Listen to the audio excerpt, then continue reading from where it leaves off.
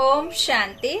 17/8/2023 की ईश्वरीय महावाक्य है। आज की साकार मुरली का सार। मीठे बाबा ने कहा, मीठे बच्चे, तुम्हें मुख से कुछ भी बोलना नहीं है, सच्चे दिल से एक बाप को निरंतर याद करना है। सच्चे दिल पर ही साहेब राजी हैं। प्रश्न है, सबसे अच्छा मैनर चरित्र कौन सा है? किस देवताई मैनर्स को तुम्हें धारण करना है? उत्तर में बाबा ने कहा, सदा हर्षित रहना बहुत अच्छा मैनर्स है। देवताएं सदा हर्षित रहते हैं, खिलखिलाकर हंसते नहीं। आवाज से हंसना भी एक विकार है। तुम बच्चों को याद की गुप्त खुशी रहनी चाहिए। फैमिलियरिटी का संस्कार भी बहुत नुकसान कारक है। सर्विस की सफलता के लिए अनासक्त वृत्ति चाहिए। नाम रूप की बदबू जरा भी ना हो। बुद्धि बहुत स्वच्छ चाहिए। इसी धारणा से जब सर्विस करते, दूसरों को आप समान बनाते, तो चेहरा हर्षित रहता है। स्माइली फेस, खिलखिलाने वाला फेस नहीं, वो फूहड़ता की निशानी है। लेकिन स्माइलिंग फेस देवताओं की निशानी है। मुस्कुराना, हल्की सी मुस्कुराहट सदा फेस में रहनी चाहिए, है ना। गीत है, ना वह हमसे जुदा होंगे। ओम शांति। बच्चे जानते हैं, सो भी नंबर बार पुरुषार्थ अनुसार, क्योंकि कहा जाता है सच्चे दिल पर साहेब राजी। दिल भी आत्मा में है ना, तो सच्चे साहेब को याद करो तो सुख मिलेगा। ओ बाबा, ओ मीठे बाबा, प्यारे बाबा। याद माना अंतर में बाप को याद करना है, जब साहेब को। जब का अर्थ यह नहीं है कि मुख से बोलते रहो बाबा बाबा बाबा बाबा बाबा करते रहो। बाबा बाबा नहीं करना है। मन से, जिस तरह से आप किसी अपने को मन से याद करते हैं, जैसे कि किसी का पति अपने शहर से बाहर नौकरी करते हैं, पत्नी अपने घर में रहती है, तो आप ऐसे उसे मुख से नहीं याद करते हैं कि मेरा पति ऐसा होता, ऐसे हैं, ऐसे थे, ये करते थे, वो करते थे, या मुझे इस तरह से सामान ला करके देते थे, मुझे ऐसे उपहार देते थे। ऐसे सब आप मुख से नहीं कहते। ये सब आप अंतर मन में अपने सूक्ष्म जो आपका कर्म है, वो विचार चलते हैं, आप उन्हें मन से याद करते हैं, है ना। तो ऐसे ही उस परमात्मा को याद करना है। तो बाबा क्या कहते हैं कि जिस तरह से आपको जप मुख से नहीं करना है ना। तो जप का अर्थ यह नहीं है कि मुख से कुछ बोलते नहीं। याद करो तो बहुत सुख मिलेगा। औरों को भी आप समान बनाना है। किसको समझाना भी बड़ा सहज है। जैसे सच्ची पवित्रता स्त्री सेवाए पति के और किसको भी लव नहीं करती है, वैसे ही आत्मा को उस पारलौकिक बेहद के बाप को सच्चे दिल से याद करना है। जैसे आशिक माशूक का प्यार होता है, वह नाम रूप पर मरते हैं, विकार की कोई बात नहीं रहती। आशिक माशूक को माशूक आशिक को याद करते हैं। हाँ, आशिक माशूक को माशूक आशिक को याद करते, बस। और कहाँ बुद्धि नहीं जाती। भल धंधा धोरी भी करते हैं, हाँ, कुछ भी करते हो, लेकिन आप अपने आशिक को याद करते हो और आशिक माशूक को, बस। और कहाँ बुद्धि नहीं जाती। भल कुछ भी कर, परंतु दिल एक के साथ रहती है, वह पवित्र याद होती। शरीर और बुद्धि अपवित्र नहीं रहती, उसका भी गायन है, परंतु ऐसे बहुत थोड़े हैं। इस ज्ञान में भी सच्चे आशिक बहुत थोड़े हैं। माया ऐसी है जो नाक से पकड़ लेती है। दृष्टांत दिया हुआ है अंगद का। रावण ने कहा, देखें यह हिलता है व नहीं। जो तीखे तीखे महारथी हैं, उनको ही माया पछाड़ती है। जैसे चूहा काटता है, फूंक ऐसी देता है जो पता भी नहीं पड़ता है, ऐसे माया भी बड़ी जबरदस्त है। जो कोई बेकायदे चलन चलते हैं, तो अंदर से ही बुद्धि को गुप्त ताला लगा देती हैं। इसमें समझने की बड़ी बुद्धि चाहिए। बाबा को याद करने का बड़ा अभ्यास चाहिए। बाप में पूरा पूरा लव चाहिए। तुमको सर्विस करनी है अनासक्त होकर। भल कोई कितना अच्छा बच्चा है, परंतु ऐसी नहीं कि उनके नाम रूप में फंस पड़ना है, इससे बड़ा नुकसान कर देते हैं। बाप कहते हैं अपने को अशरीरी आत्मा समझकर मुझे याद करो, अपने को स्वच्छ रखो। तुम शिव बाबा के बनते हो, वह तुमको स्वच्छ बनाते हैं, विकारों को निकाल देना है। तुम्हारा नाम ही है शिव शक्तियाँ। तुमको सर्वशक्तिमान से शक्ति मिलती है, तो अच्छी तरह उनसे योग लगाना पड़े। बाप कहते हैं निरंतर याद करना मासी का घर नहीं है।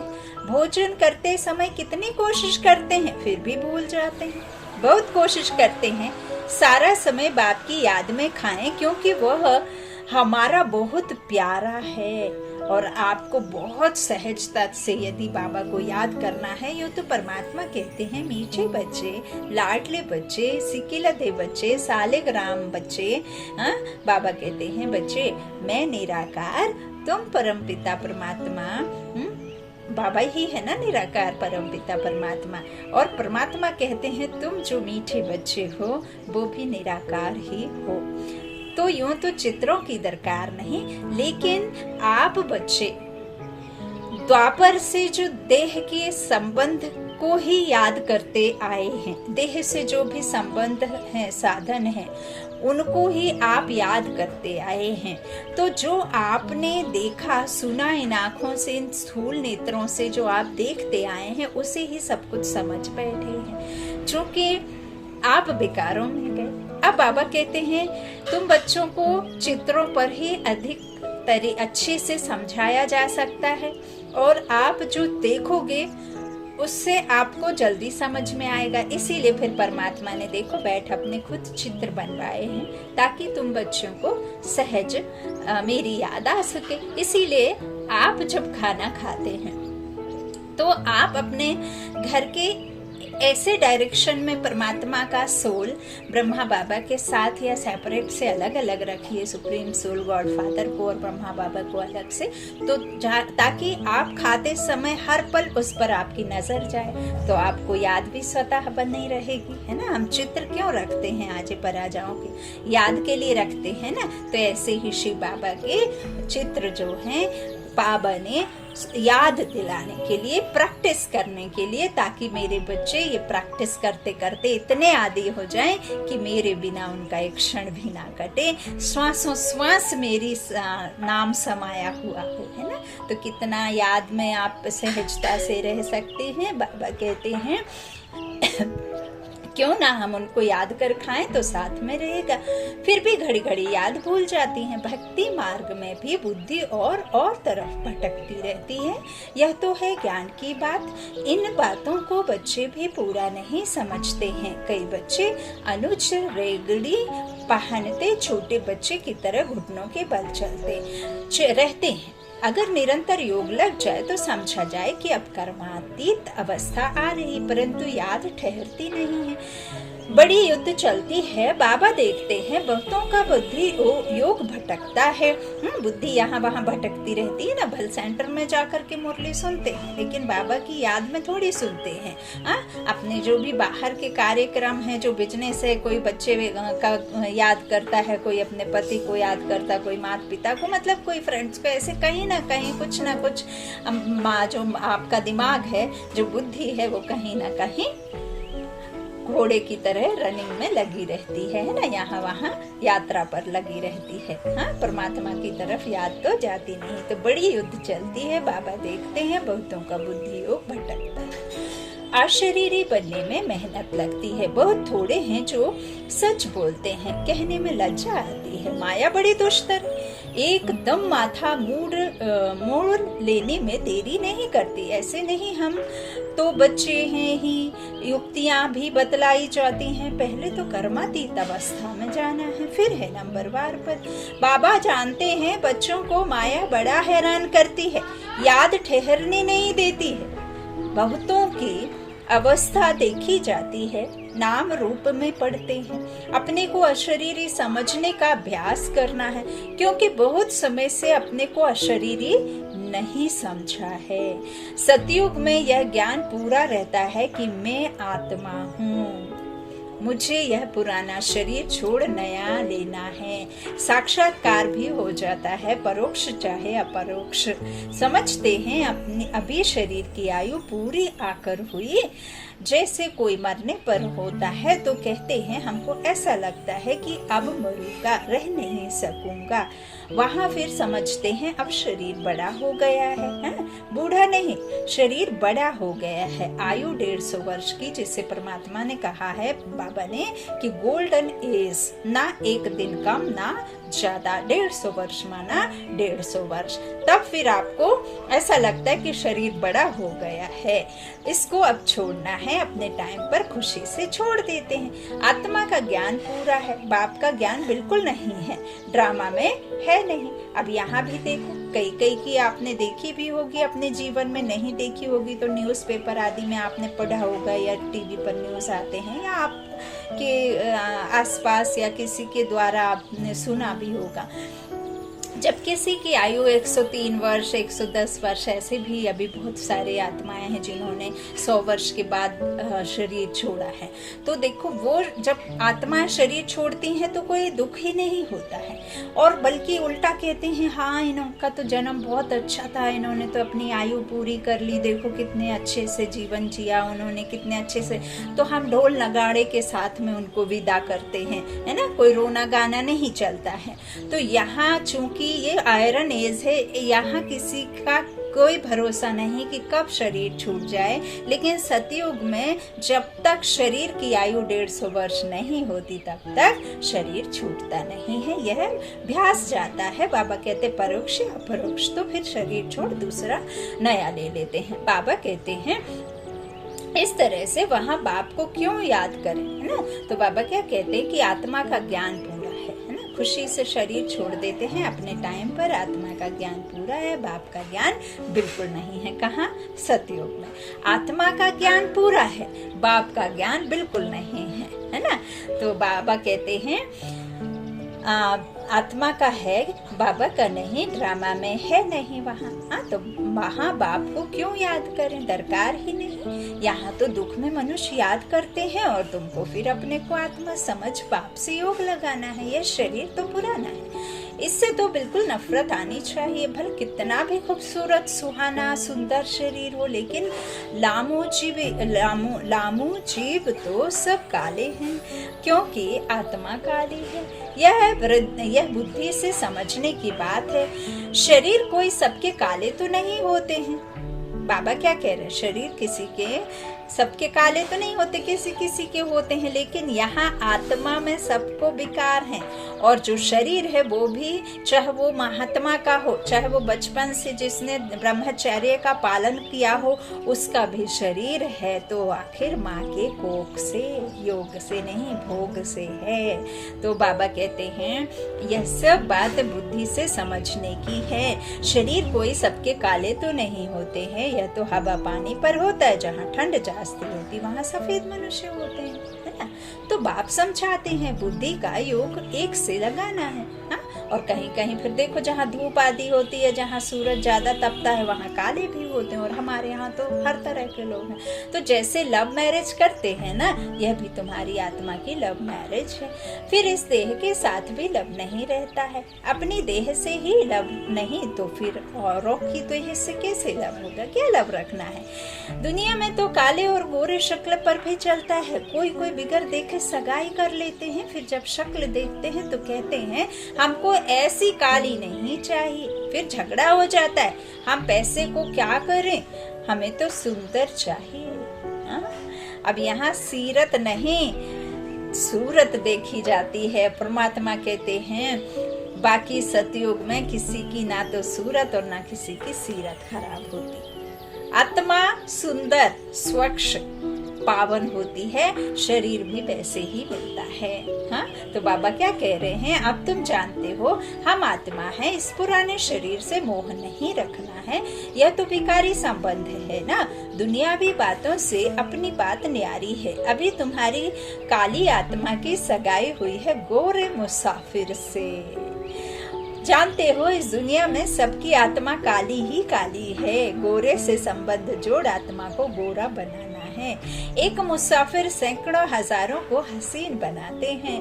काली आत्मा को गोरा बनाना है, इसमें बड़ा अच्छा योग चाहिए। काला रह जाने से एक तो सजा खानी पड़ेगी और पद भी भ्रष्ट हो जाएगा। यहाँ किसके नाम रूप में नहीं लटकना है, बड़ी डिसर्विस हो पड़ती है। इसलिए बाबा समझाते हैं सदा बाहर रहो। तुम माया की चक्री में आ गए हो परंतु समझते नहीं, भाभी छोड़नी नहीं। अपना पद भ्रष्ट कर देते हैं। बाप कहते हैं योग अग्नि से अपनी आत्मा को पवित्र बनाना है, यह है भट्टी। बाप के साथ योग लगाना है और तरफ बुद्धि जाती है तो व्यभिचारी ठहरा। सर्विस कर ना सके, पद भी पा नहीं सकेंगे। योग अग्नि से ही खाद निकल सकेगी। योग है तो ज्ञान भी ठहरेगा। बाबा रूप भी है, पसंद भी है। तुम बच्चे भी जितना रूप बनते जाएंगे उतना ज्ञान की धारणा होगी। पहले आत्मा को पवित्र बनाना है।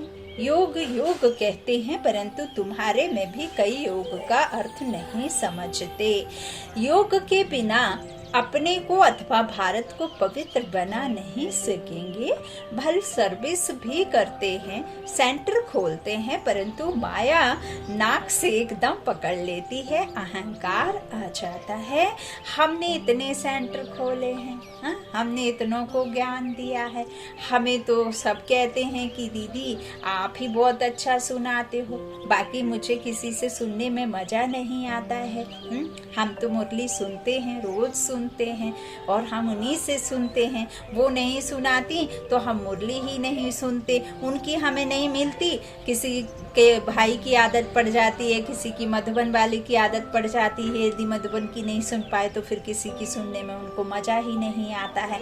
अरे ये तो परमात्मा की पढ़ाई है, ईश्वरीय ज्ञान है। ईश्वर तुम्हें पढ़ा रहा है। वो तो अलग अलग टीचर जो चुने हुए हैं, अलग अलग परमात्मा के निमित्त बने बच्चे, सेवाधारी बच्चे हैं। तो आपको सुनना तो परमात्मा का ज्ञान है, ना कि किससे सुनना है, ये ध्यान रखना है।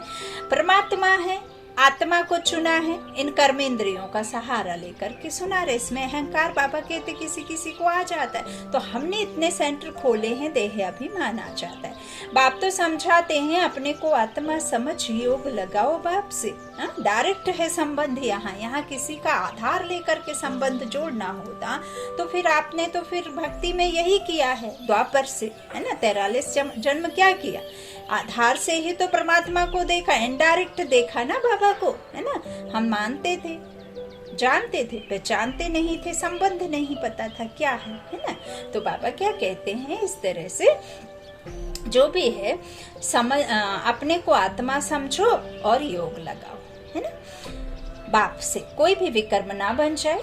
अगर बाबा को भूल कोई के नाम रूप में फंसते हो तो बड़ा नुकसान हो जाता है। यह बड़ी मंजिल है, विश्व का मालिक बनना कम बात है क्या।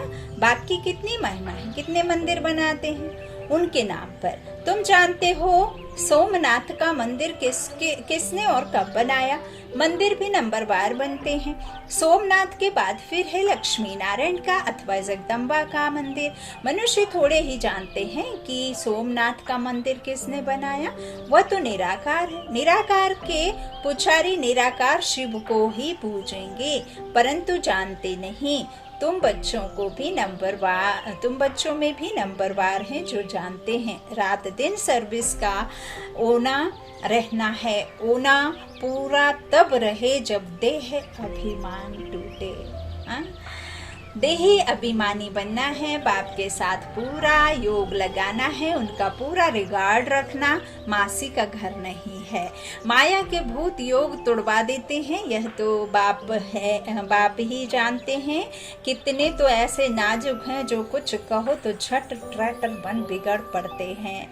वह फिर अपना ही खाना खराब कर देते हैं। आश्चर्यवत बाबा का बनंती फिर भागंती हो जाते हैं, डिसर्विस करने लग जाते हैं। भगवान में भी मशहूर है, अमृत पीते पीते ट्रैटर बन फिर सताते हैं। बाप को कितना ख्याल रहता है यह फलाना कच्चा है। कोई भी समय ट्रैटर बन नुकसान कर सकता है।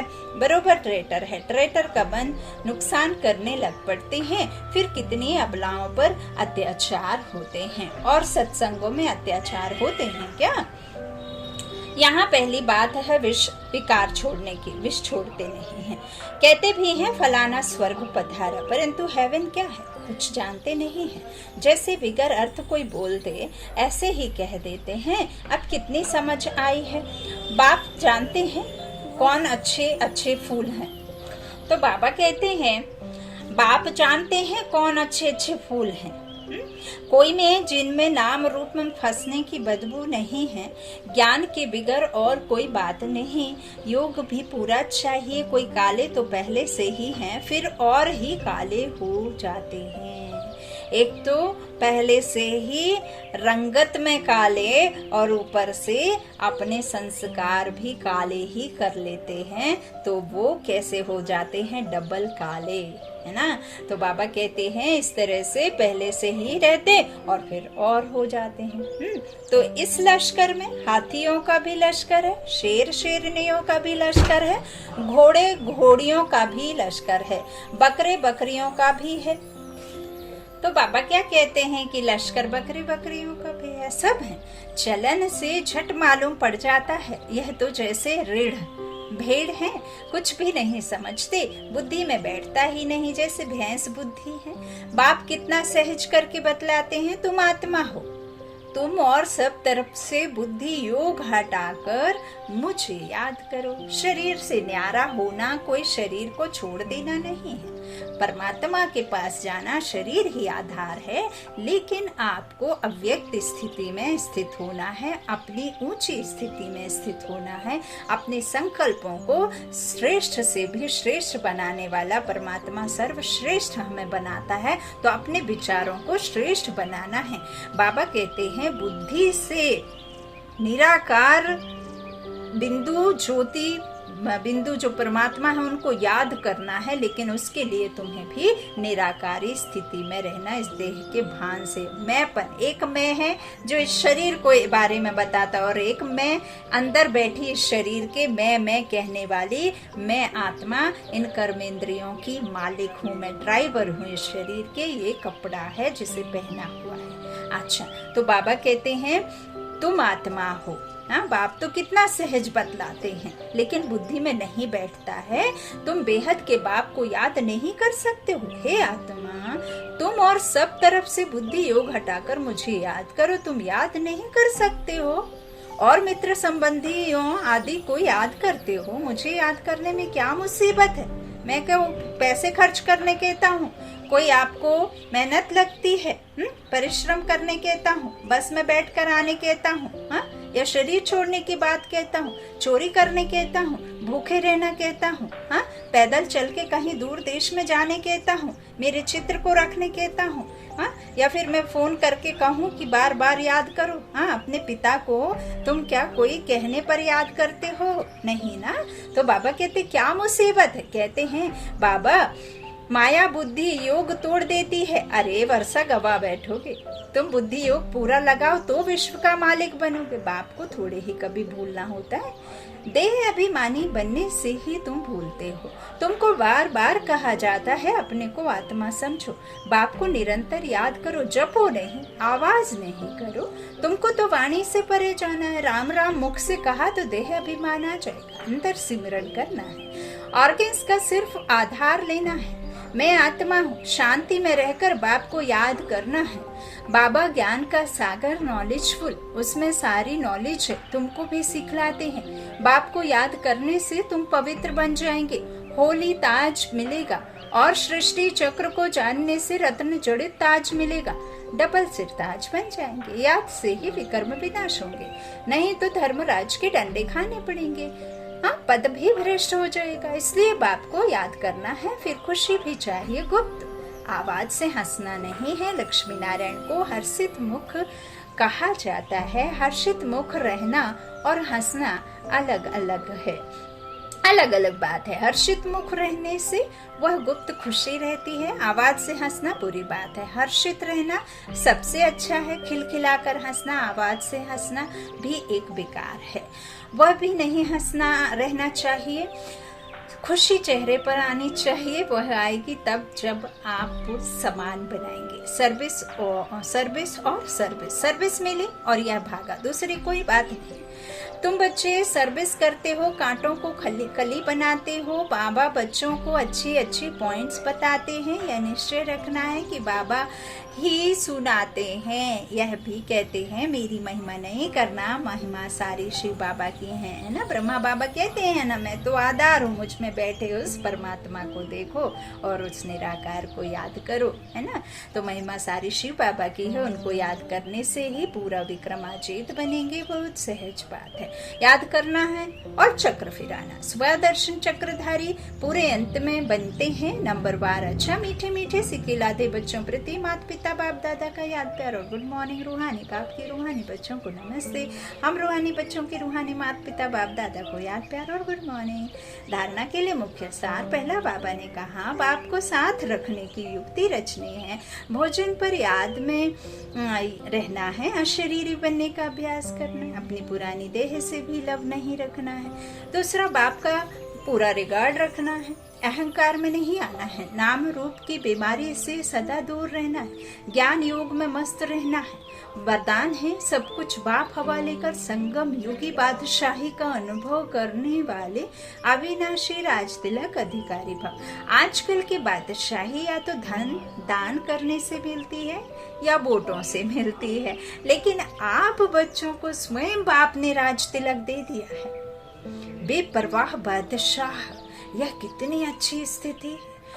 जब सब कुछ बाप के हवाले कर दिया तो परवाह किसको होगी? बाप को। लेकिन ऐसे नहीं कि थोड़ा थोड़ा कहीं अपनी अथॉरिटी को या मनमत को छिपा कर रखे हो। अगर श्रीमत पर हैं तो बाप हवाले हैं। ऐसे सच्चे दिल से सब कुछ बाप हवाले करने वाले डबल लाइट अविनाशी राज तिलक के अधिकारी बनते हैं। स्लोगन है, एक एक वाक्य महावाक्य हो, कोई भी बोल व्यर्थ ना जाए, तब कहेंगे मास्टर सतगुरु। एक एक वाक्य महावाक्य हो, कोई भी बोल व्यर्थ ना जाए, तब कहेंगे मास्टर सतगुरु भव। ओम शांति, ओम शांति।